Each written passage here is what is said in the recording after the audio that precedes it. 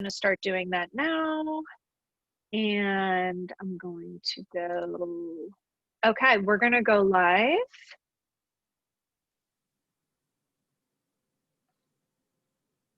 So let's see how this works.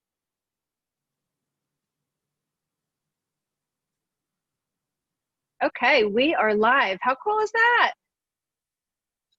Very cool. I know. All right, so I want to welcome everybody to our Strong as a Mother series. I'm always so grateful to anybody that takes even a moment to watch it. I'm just going to actually move my camera over here so it makes a little bit more sense. There we go. And just a real quick intro. My name is Stacey Uhrig, and I started this series at the very, very beginning of a quarantine because I knew so many people were struggling with this new norm, loss of freedom, loss of perspective, loss of pretty much any kind of normalcy that they knew prior to the quarantine.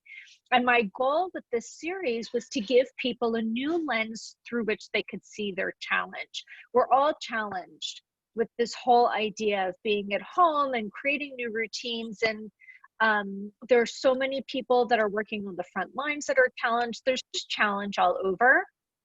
But for those of you who are home, who are really struggling with this new norm, I like to try to give a new perspective. So throughout the series, I've had different people. At the beginning, I had a gal who's actually been on medical bed rest for 2.5 years. So I thought that was a great way to open the series because it really gave people an insight to how do you find gratitude and how do you have this new norm when everybody else was going around in a normal life and she was bedridden. So her life hasn't changed much right now. So that was a really interesting series. She joined me for 2 episodes. Then we had 2 episodes with a gal named Allison Fusella, who specializes in neuro-linguistic programming and tapping. And she taught us how to be really mindful of the words that we use when we're going through a challenge. And then the following episode, she actually taught us a technique called tapping on how to release some of the pent-up energy that we had that was not so positive for our bodies. So that's been great. Today, I'm joined by Dr. Peggy DeLong. Peggy is a forensic and clinical psychologist. Is that correct? Did I get that right? Okay. And I'm going to let you share more intimately your background, but personally, I've known Peggy for many, many years. We originally met through a nonprofit organization called Heartworks, which is a random acts of kindness organization. And we've just gotten a chance to really know each other a little bit more over the past year. And I've watched her go through some really massive transformation with her practice. And she's become an entrepreneur. She's written 2 books, one of which is out now called I Can See Clearly Now, which chronicles her personal experience with understanding gratitude during grief. And she has a new book coming out, hopefully still this year, right? Yes, definitely. Yeah, that's a gratitude journal, which she'll share with us. But here's the deal, guys. If you know me personally, you know my family went through a loss last week. We lost a loved one, and that grief was very hard. And it would have been hard regardless of COVID or not. But the reality is, and something that I recognized very quickly, was that the grief that we are experiencing from a loss from a loved one is not so different from the grief that everyone's globally experiencing. It is such a unique time, and actually like the greatest social experiment I've ever seen, because everyone is going through a similar experience, but is going to come out of it differently depending on what they're willing to take from the experience. If you know me, you know I always kind of have this mantra of life is a series of challenges that are divinely designed for you. Right now, we're all going through relatively the same challenge. We're all going to come out differently from it based on what is divinely designed for us. I feel so strongly about that. But that is not to say that not everybody's going through pain right now. People are grieving. So my goal today with Peggy is to talk about the different types of grief that people are experiencing, what some of the stages of grief are, because you may not even recognize that you're in grief right now. And then she's going to give us some simple techniques with regards to gratitude of how to feel better when we're in a grieving process. So Peggy, maybe you could share with us a little bit about your background and what brought you to being what's known as the gratitude psychologist.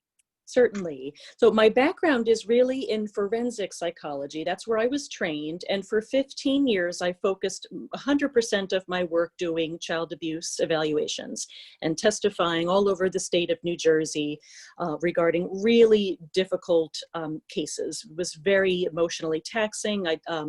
So I did it for the sake of children and families, to reunify families. But after hearing 4,000 cases of child abuse, my soul couldn't take anymore.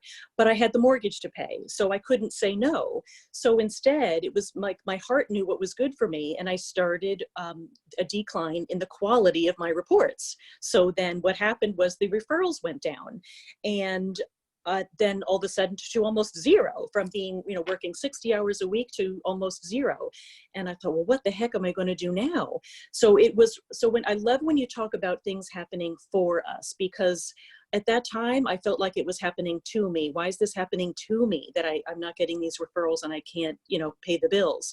But in hindsight, it happened for me, because now I wake up every day doing what I love, teaching people methods of positive psychology, with gratitude being my favorite, because in all of my years of being a psychologist, I have never come across anything as powerful as gratitude, because it works immediately.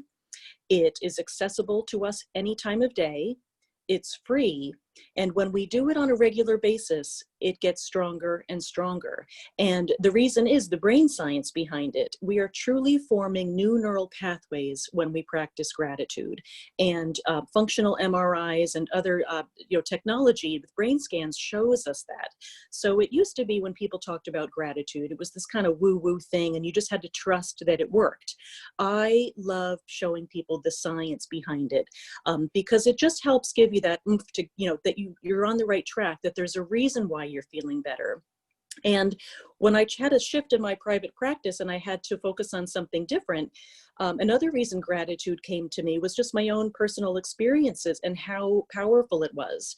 When I was 26 and my fiance was diagnosed with cancer, and then we got to the day when the doctor said that there was nothing left that they could do for him.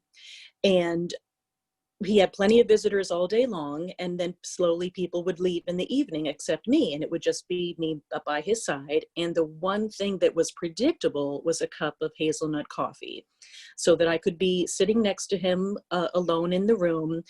I didn't know what doctors were going to come in. I didn't know if he'd be able to open his eyes and look at me that evening, or speak and say my name. But the one thing that was predictable was a very simple cup of hazelnut coffee. And it brought me so much comfort. I didn't understand it at the time. I couldn't make sense of why that cup of coffee meant so much to me. I would journal, I would wrap my hands around it. It reminded me of home. Just so much was put into that cup of coffee. Only years later did I understand what I was doing was practicing gratitude. And all of my life until that point, I really was not a grateful person. I was actually quite an ungrateful person. I grew up in an area with tremendous privilege, always comparing myself to other people who I perceived as having more. And I felt like a have not, even though I was not, but that was my perception. It took my worst day to discover the power of gratitude. So that is my mission, to help people understand that it's on your worst day when gratitude is most powerful.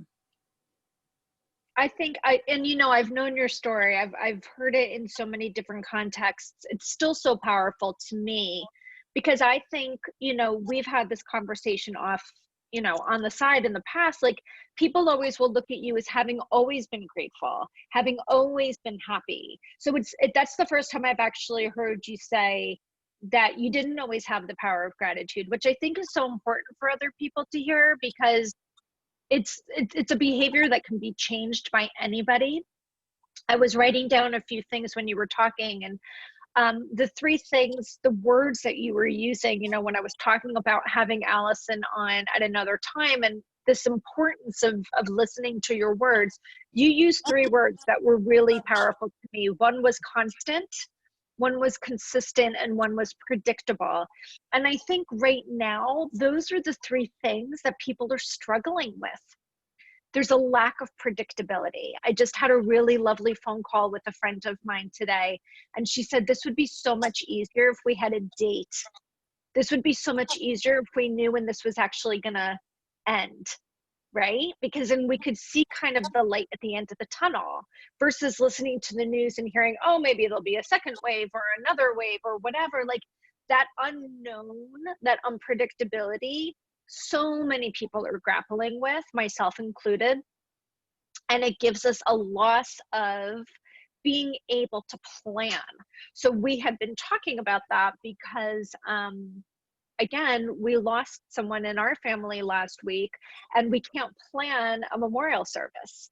And we don't even know when we could plan it for. Could it be for the summer? I don't know. People have to come from all over the country. Do we have to wait a whole year? Like, not being able to make a plan and not being able to have predictability is a challenge for so many people. And it gets them into that, what I like to call analysis paralysis, because they get fixated on the fact that they can't do something, and predictability be one of them, and then they just are stuck. They can't get out of that funk or that space.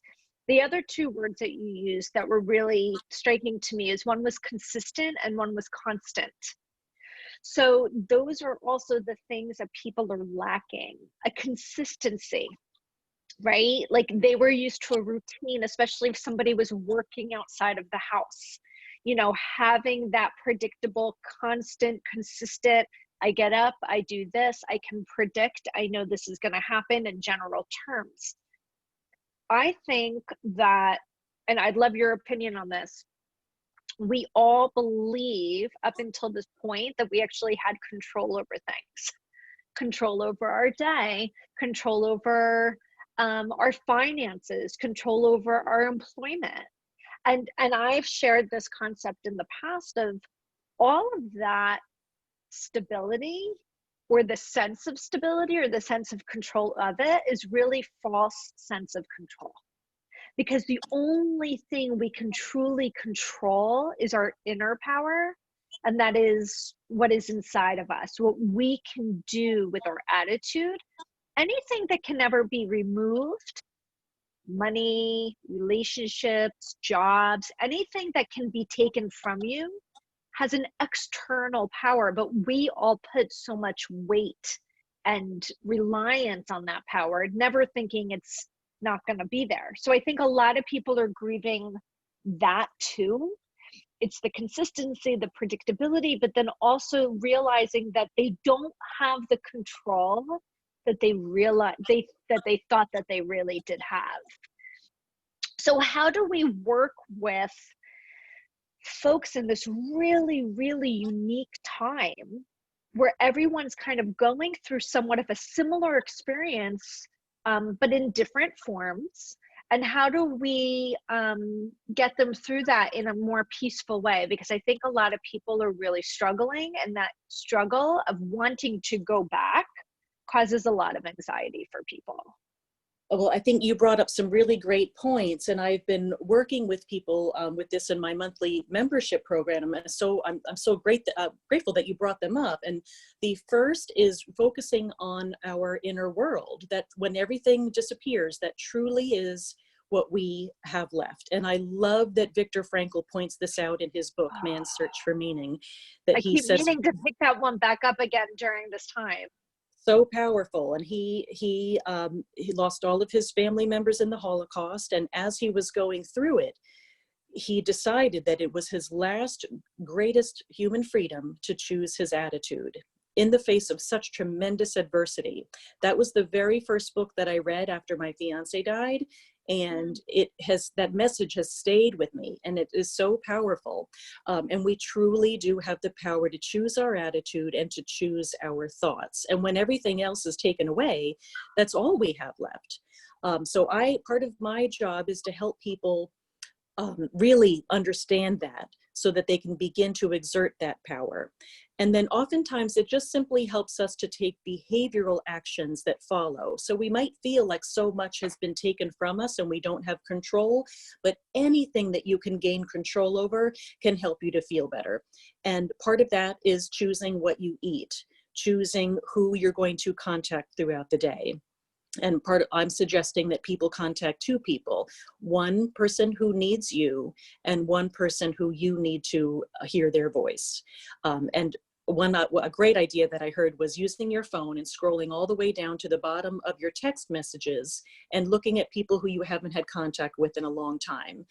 And reach out to those people and really start forming or redeveloping new old relationships and renewing those people that you haven't spoken with in a long time. But predictability we can also focus on. Like I said with my story of hazelnut coffee, that was so simple. It was just a cup of coffee, but it was predictable. So we really need to highlight what's predictable and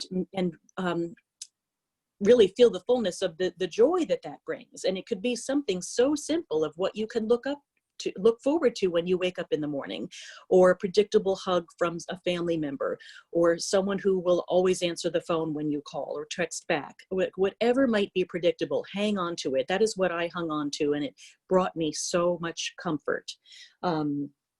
But really focusing on our inner world and everything throughout your day that you can exert some control over. And some might not have immediate benefits. I know a lot of people are working on developing their skills related to their business. So that might not have immediate benefits right now, but it will in the long term. So also focus on the long term and how you want to come out of this. What can you do today that might not have immediate benefits, but what will benefit you in the long term? And then in the process, you feel better, because we simply feel better when we take action. And those actions don't need to be huge. They can be so small, reaching out to somebody who needs you, and choosing a healthy meal. I think that that's actually really brilliant, because I think, those are choices. And you hear so many people saying, oh my God, I'm going to put on the Corona 15 right now because I'm sitting around and I'm eating, because we do eat our emotions so often. And, things that make us feel better, like lots of gluten and lots of sugar. And we do have control over that, or even just getting up and simply going for a walk. Yes. Well, I want to speak about the walking better. part, because, part of why people are gaining weight is not so much because, yes, of course, the food matters, but even people who have stuck to their meal plan or even increased their healthy eating have been struggling with gaining weight, because we're not moving as much as we used to. If people are not, healthcare heroes or other, all of our essential workers, and not leaving their home. And even those that are, we just don't have our typical schedule that provides us with all of the energy that's expended by simple walking. And so we need to be mindful of incorporating that into our day. So just yesterday, I posted in my group to encourage everybody every hour to get up and just move for 10 minutes. You can walk in circles around your house, walk back and forth, use the stairs, but make a point every hour to get up. And then one time during the day, extend it to 15 or 20 minutes, at least one time a day. And the reason is that our bodies need that physical movement.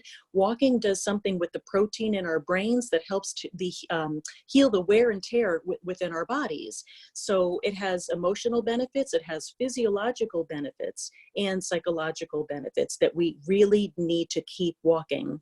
And for people who are stuck at their desk, if you're feeling lack of creativity, or you're just you're not able to think straight, walking is a really wonderful way to get creativity going. One study found that people who were given a task were much more creative when they came up with solutions while they were walking. So one simple technique for people who are working from home, if you're struggling with something, write it down and then think about it as you're walking around, and you will come up with some more creative answers than you did if you were forced yourself to stay at your desk and continue to think about it.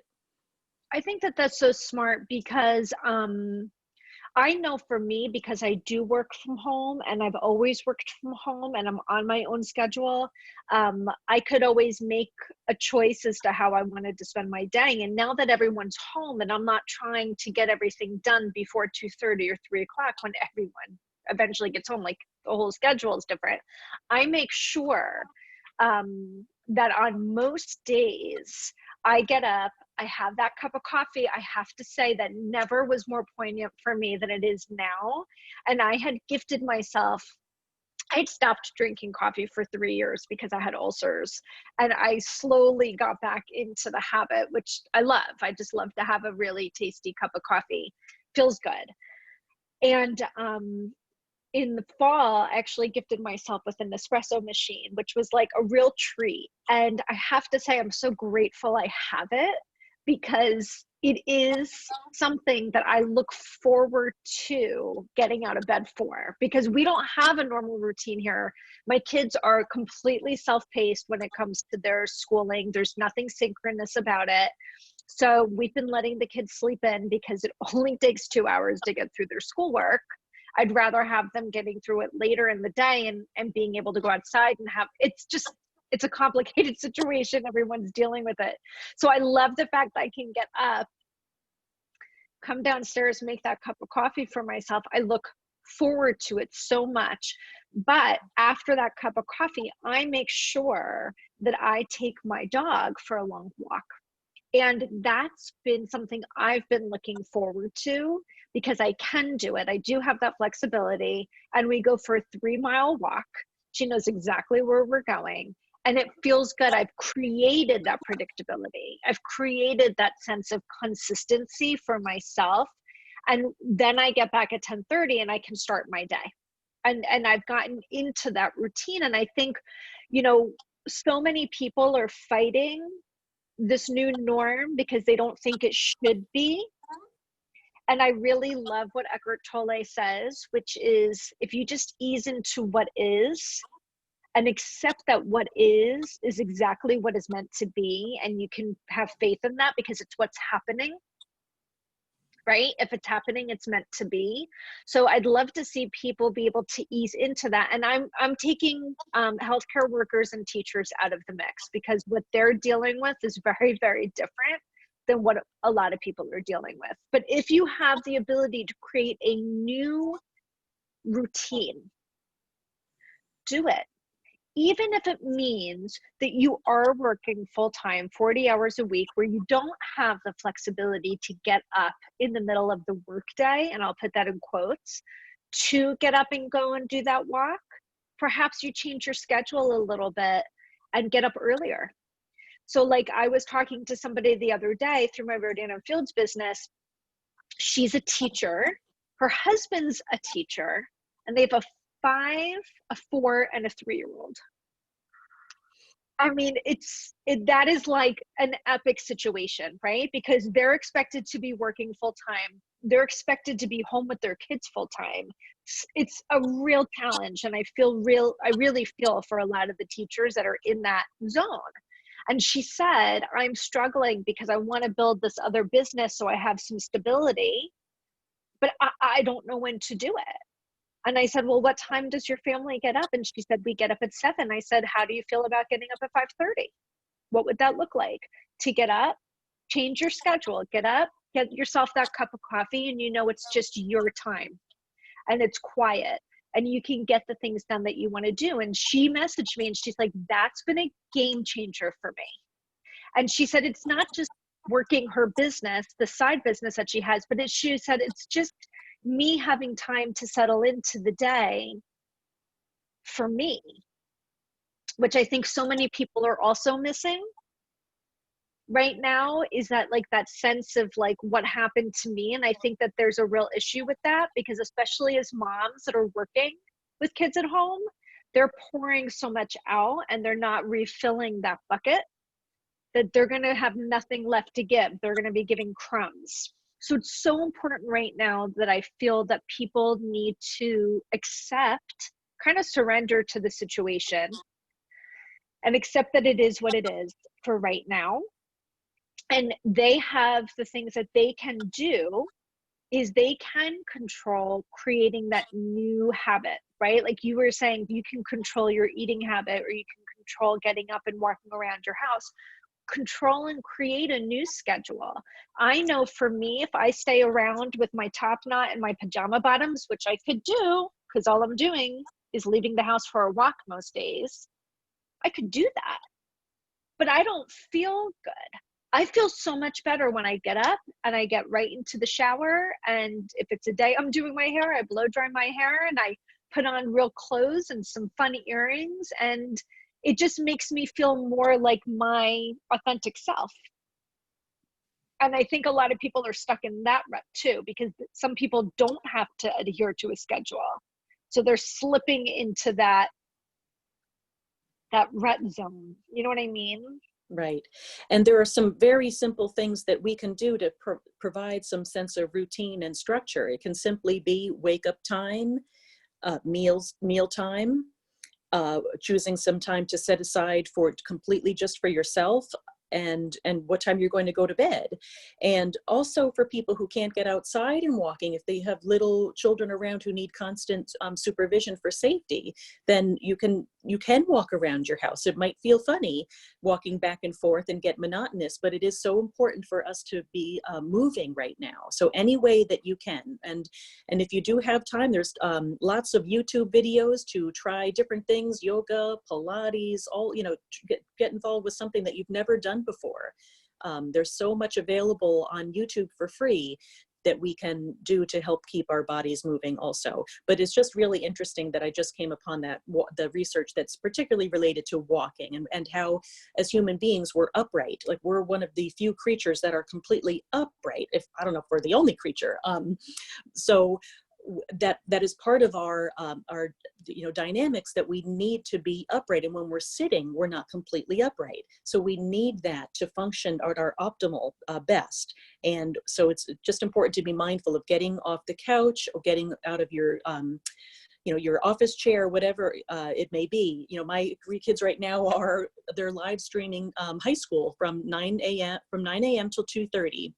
My district is live streaming. So they are essentially in school and they can be in their bedrooms and on their bed, but I have encouraged them to sit in a chair at the desk and to move around between the breaks.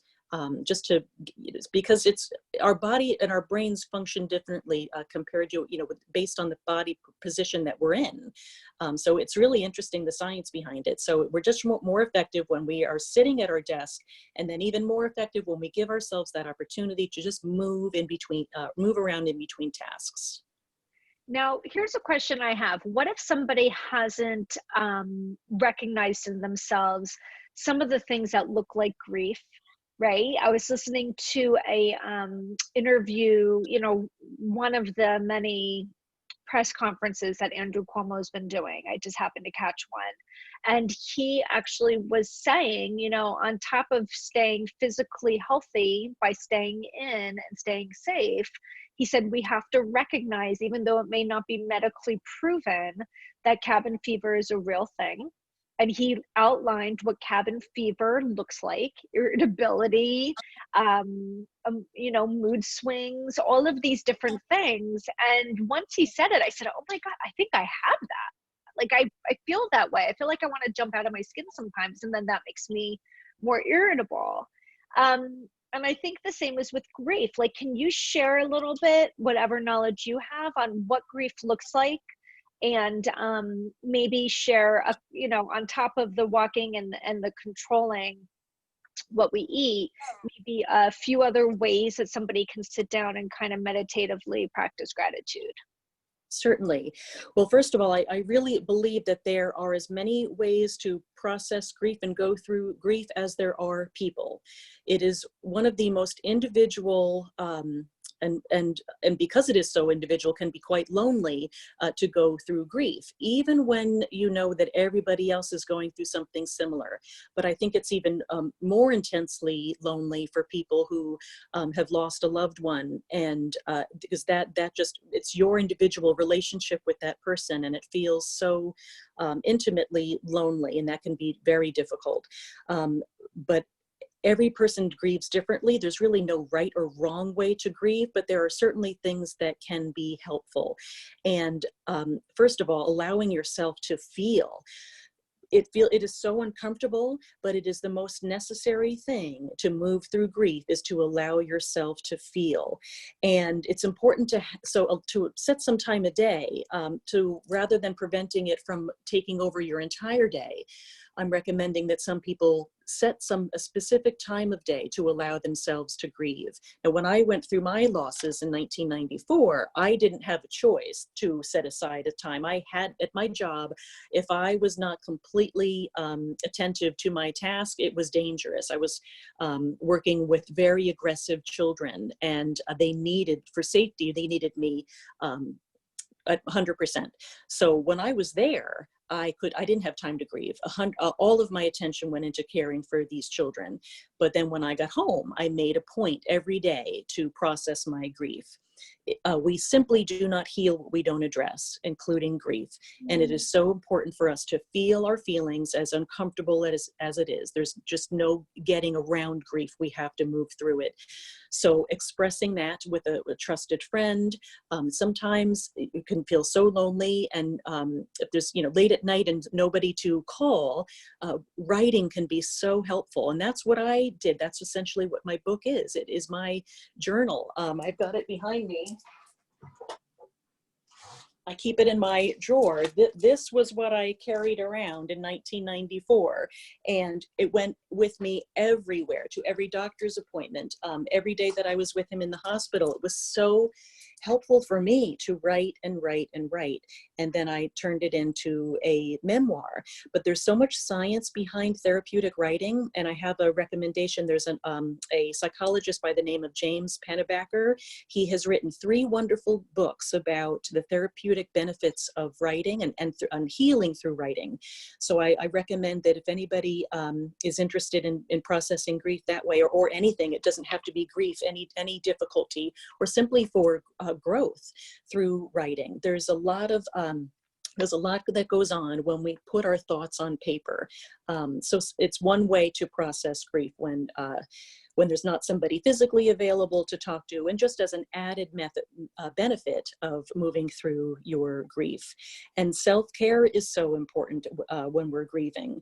Taking care of yourself, and that can take many different forms, whether that be adequate sleep, eating healthy, getting exercise, making sure you're connecting with the people that make you feel good, whatever, and setting some time for pure joy. I think the hardest part going through grief is that joy feels so foreign, and sometimes can even feel wrong.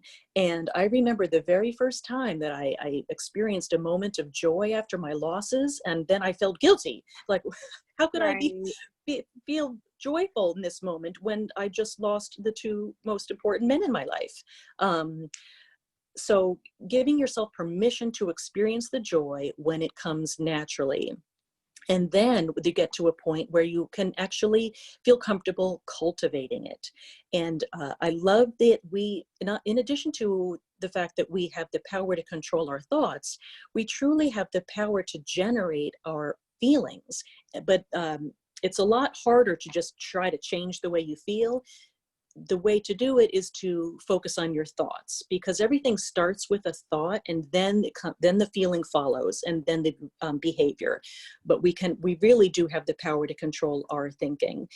So for people who are grieving, whether it's the loss of a loved one, loss of income, loss of simple gatherings that we're used to having, there's so much grieving going on right now, and it is important that we honor that and recognize it, and really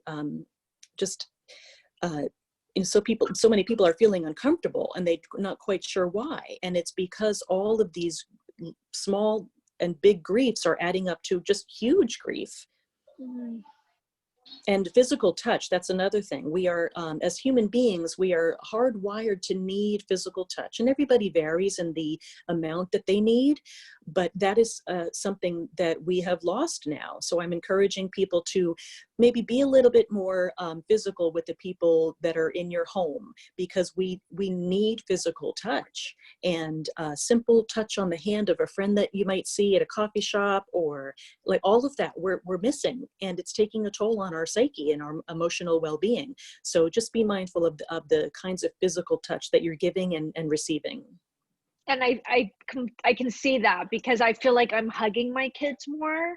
You know, every time they walk by me, it's almost like I'm grabbing them and I'm squeezing them, and they were like, "What are you doing?" I'm like, "I'm just giving you a hug." Probably because I need the hug. Yeah, so I always, and everybody is different with the amount that they need. So it's tough when you might need more than somebody else, and just be respectful about that, and not force it upon somebody. But also that some people who are not as comfortable asking for it might need it also. Right, right. And I've been trying to do that. Like, I've been trying to make a habit. I don't do it every day, but I'm working on trying to make it into a daily habit where I reach out to 20 strangers a day in Facebook. And that sounds so awkward to so many people. It's not awkward to me, because I don't think a stranger is anything other than somebody you've just never had an opportunity to meet yet. And I think it's a great way. I believe a lot of Brene Brown's work really speaks to me, because she talks so much about connection, and you talk about being hardwired for physical connection. I think we're hardwired for spiritual and emotional connection, any kind of connection possible. We're hardwired for struggle. We're hardwired for all of it. So I've been reaching out to around 20 people a day, and I just say, "Hey, I'm just reaching out because this is a really strange time, and I just wanted to check in to see how you are and give you a virtual hug or a virtual fist pump, whichever is more comfortable to your liking."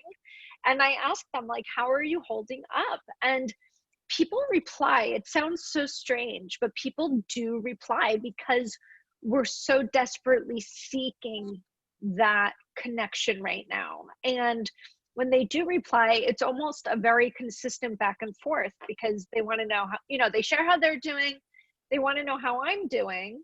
And we may not even know each other. That's the strange thing about it, but it's beautiful to watch the connections be formed. And I love to ask these two questions to everybody, which is, what's been the best part of this? And what's been the most challenging part? And everybody can, and I like to do that because I'm almost challenging them in a way to find something positive to talk about. Yes. Right? Yes. And it's been fun. It's been like a fun little experiment. I make sure I take like 45 minutes a day and just make that a daily practice, because I know I'm dipping into somebody's bucket. Not dipping, I'm pouring into somebody's bucket in a way that, people will say, like, "That was such pleasure. Like, thank you so much for reaching out." And it also sometimes stops that person's thought train, right? Because, we have like 40,000 thoughts a day. And I think sometimes, divinely, whatever, like my message will come in right around that time that the person's like in that thought swamp where they're just going down the rabbit hole. And it's beautiful to watch them come out of it, even if it's just for a few moments. You're giving somebody something when you do that. So I encourage people to not stay in their hole, and it might not feel normal at first. And maybe my situation is a little unique because I do have a network marketing business. So I have a very wide network. So I have, oddly enough, a lot of connections with a lot of strangers, but it's kind of been a really interesting social experiment to do. And you really couldn't do it in any other time than when everybody is going through a crisis. And I usually suggest that for people, for their mental health and emotional health, is to make it during regular times to talk to strangers, because there is no such thing as small talk. And it's so important, because the number one factor related to overall happiness is our social connections, and even will predict how long we live. the strength of and the quality of our social relationships affect our overall happiness and how long we live. And that was some recent research that came about. And there was also the longest study, a Harvard study, I forget the name of it, but it's the longest longitudinal study that they found it, regardless of socioeconomic status, what is most important for people and their overall happiness is the quality of their human relationships. And part of that, in fact, a big part, is the connections that we make every single day with complete strangers. So that's eye contact with the cashier, a clerk, how are you, talking to somebody online behind you. All of that adds up during the day. And over the course of time, the more we have become a technological society and self-checkouts at different places, ATMs instead of going into and talk to the bank teller. We need to be even more mindful of maintaining those connections, or even consciously choosing not to use the machine. Like, I will not use a machine at the grocery store. I prefer to talk to a person because that makes me feel good to have eye contact and just some simple talk. I don't call it small talk. That adds up all throughout the day. It's those little interactions with people that make us feel connected to our communities and the world, makes us feel meaningful, that we exist, that we are here. So I love that you have taken that to a different level through the computer. Because you can't do that otherwise right now. Right. So you have really transformed what normally I encourage people to do in our daily lives when things are normal, and you are putting that into practice through the computer. And I love that that is something that we can all do right now. So thank you, Stacy. That is a wonderful suggestion. Thanks. I didn't even know it was going to be one, but I'll take it. It is. And it's great. There was a recent study, they looked at strangers talking on the train, and they encouraged introverts and extroverts to talk to strangers. And everybody said, oh no, I don't want to do that. That's really uncomfortable. People want to be left alone on the train. And then and they said, and nobody wants to, be bothered. And they found that when people were forced to talk to strangers, they felt better, even when they thought that they wouldn't. And then they asked the people who were talked to, how did they feel? And they felt better. And the president, or the owner of this one transit company, he was actually going to institute a quiet car where there was no talking allowed. So the psychologist researcher said, why? All the research shows that people want more interaction. And he said, no, I think people want quiet. And he said, well, actually, I used to have a bar car. And the psychologist said, well, why did you get rid of the bar car? And he said, well, there were too many people there. We couldn't accommodate everyone. So it makes no sense because that they would want to be together. Exactly. They want to be chatting with each other. That's hysterical. But it's, as we're talking about this, I'm actually feeling like a heaviness in my chest, because I'm a very empathic person. And as we're going through the logistics and the science of it, it makes it even more prominent in my mind why so many people are struggling right now. Because those human connections, and the people I really worry about the most are the people that are isolated, alone, meaning like maybe they were single or whatever. And for some people, I have some friends that are like, I'm in paradise. Like, this is great. I like to be on my own. And that's great. But for people who are not as introverted, and people who really do seek out that social connection, that might be living on their own,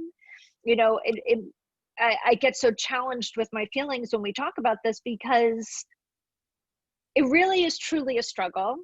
And then you have to kind of shift the way that you think about interacting. That's why all these Zoom happy hours are showing up, or virtual coffees, but it's work. You have to organize it, right? It's so complex. We are in such a complex time. And it is work, and it does take time and energy. And often I encourage people to look at it this way. I like the phrase, it starts with me. So whatever I might be feeling I'm lacking, or anybody, I can generate that with another person. If I'm feeling lonely, rather than expecting someone to reach out to me, I can address that by me reaching out to somebody. Mm. If I'm wanting more quality friendships, I need to be a better friend. If I'm wanting more trust, I need to be more trustworthy.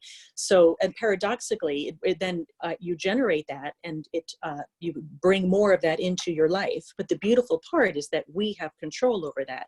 We have control over our thoughts and the subsequent behavior that follows. But so I really like to encourage people to just think about that very simple phrase. It starts with me. What do I you love it. want? It starts with me. How can people find you if they want to know more about what you do, or learn more about some of the books that you've written, or even some of these bracelets for those that you don't know? She also makes these beautiful gratitude bracelets. I have 2 of them. How do people find out more about what you do? Well, right now, I'm focusing most of my time and energy in my monthly membership program. It's called Come Alive with Dr. Peggy, and I started it in January, and it could not be more timely. The whole premise of the whole program is that I teach people things that we can do on our worst day. That was how I started this. And for many people, what we are going through right now is their worst time, or sometimes an hour of the day can feel like the worst time. So from the very beginning, I've been teaching very simple methods that are mostly free, if not all free, accessible to us at all times, and truly help on our most difficult days. And I provide video lessons and downloadable content for people to work at whenever is convenient for them. And it's very affordable. It's $5 a month to start, and then That's amazing. $24 a month after that. And it's anyone facing financial hardship, just contact me. Scholarships are available for anybody who wants it but can't afford it. What's the So website for that, Peggy? the website, it's through my website. It's drpeggydelong.com. And then on the on the left-hand side, it'll say Come Alive with Dr. Peggy. And just click on that and it'll bring you right to sign up. Very easy to sign up. And I'm also, I brought all of my individual people who want individual support, doing that all online through video and phone. So all of my ongoing therapy clients. And then I'm also helping businesses right now through packages for the entire business or school in a very cost-effective way, designing, I just spoke with a university last week, providing a gratitude workshop, just really simple things that can help people now with mindset and to feel better. I think people simply want to feel better. And for everybody, that means something different. It could be anxiety reduction. It could be more joy in the day.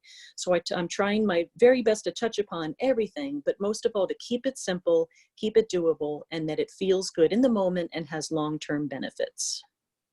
I love it. I love it. It's such a great way to end it. I always like to end with a fast 5. So I'm just going to ask you 5 quick things so our viewers get to know you a little bit better. What is your favorite author? Or who My is your favorite favorite author? Probably Viktor Frankl, because his book had such a tremendous impact on me. And I've only read that one book by him, but that was all that I needed. And truly transformational. Man's Search So for Meaning. that's what I was going to say. For people that don't know, the book is Man's Search for Meaning, and he was he was in a Holocaust camp, and it was his memoir of what that was like, which is very challenging to read, but then also how he got through with gratitude and positive thinking, which is unbelievable. What's your favorite food these days now that we're all stuck at home? Oh boy, I'm really loving my oatmeal with blueberries every morning because I know I'm getting in some superfoods. It's so good. I put a little bit of maple syrup on it, make me feel like I'm in Vermont. But that is something that I look forward to every morning. Awesome. Are you a Netflix watcher? I am. I So just what's your finished. current Netflix binge? I'm watching, I just finished All American. I loved it, Okay. really great. And now one of my daughters got me hooked on Jane the Virgin. And I'm really drawn to it because she's an author. And I feel like the messages are almost to me to help me finish my next book. Oh my God, I love that. I haven't seen either of those, so I'll have to watch them. We just finished 2 really great ones. One was called Unorthodox, which was very, very good. about a girl that broke out of a Hasidic community. Really interesting. And then we just finished last night one called Unbelievable, which is also fantastic. So if people are looking for Netflix watches, those are some good ones. What's your favorite? So if Viktor Frankl is your favorite author, is Man's Search for Meaning your favorite book? Yes, that is my favorite book. And my next favorite is The Four Agreements by Don Miguel Ruiz. And these are two books that I'm constantly recommending to my clients and my students. And yes, I love it. And I even made a Four Agreements. I even have a Four Agreements bracelet because I just love that book so much.